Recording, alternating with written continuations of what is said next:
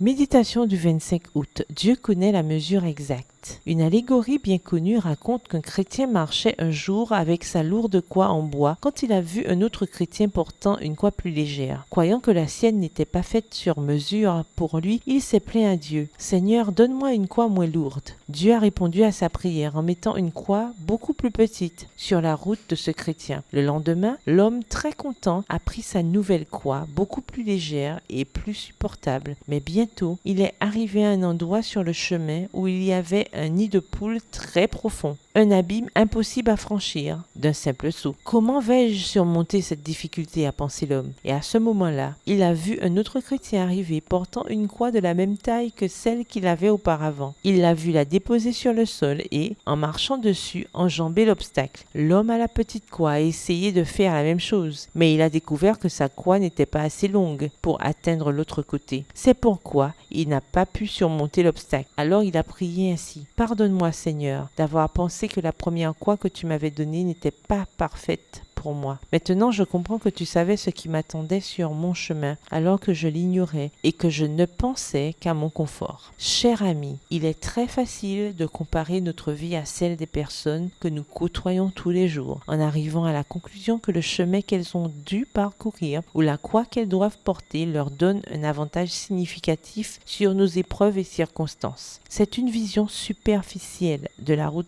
chrétienne, parce que notre relation est avec le Christ et notre vie est basée sur l'acceptation de sa volonté pour nous. Cette volonté est individuelle et chaque route est unique et originale, comme l'est chaque femme. La confiance en Dieu est la clé de notre passage dans ce monde. Nous devons croire qu'il sait ce dont nous avons besoin, ce qui est bon pour nous ou ce qu'il veut que nous apprenions en partageant cette souffrance. Verset du jour. Autant les cieux sont élevés au-dessus de la terre, autant mes voix sont élevées au-dessus de vos voix et mes pensées au-dessus de vos pensées. Ésaïe 55, le verset 9. Bonne journée, que l'Éternel vous bénisse.